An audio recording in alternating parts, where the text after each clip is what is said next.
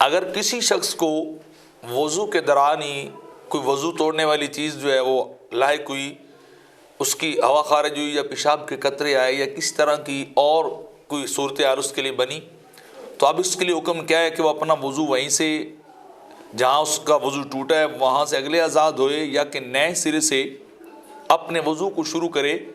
تو شرعاً جواب یہ ہے کہ وہ شخص نئے سرے سے وضو کرے گا، جتنے اعضاء وہ دھو چکا ہے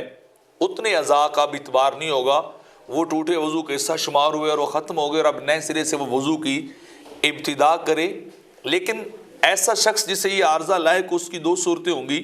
کہ یا تو وہ شخص اس کو پہلی دفعہ یا کبھی کبھار ہر انسان کے ساتھ ایسا ہو سکتا ہے، اس کو کوئی عارضہ یا معذوری لاحق ہوئی، اس طرح کوئی صورتحال پیدا ہوئی تو وہ اپنا وضو بالکل نئے سرے سے شروع کرے گا اور اپنا وضو مکمل کرے گا۔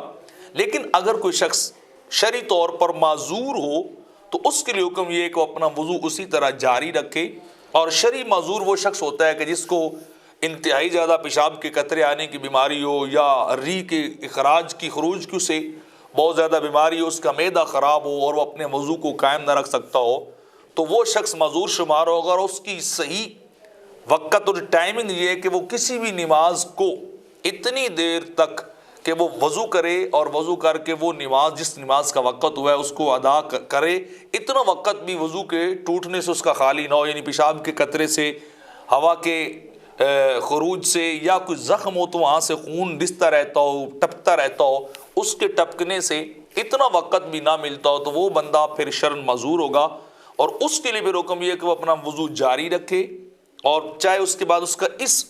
عارضے کی وجہ سے، اس مرض کی وجہ سے وضو ٹوٹتا بھی رہے تو وہ شخص ایک نماز اس کے ساتھ پڑھ سکتا ہے۔ جب نئی نماز آئے گی، نیا وقت آئے گا تو وہ نئے سرے سے جا کے اپنا وضو کرے اور پھر نئی نماز وہ نئے وضو کے ساتھ ادا کرے گا، چاہے پھر اس کا وضو کتنی باری کیوں نہ ٹوٹتا رہے۔ لیکن یہ صورتحال اس شخص کے لیے ہے جو معذور ہے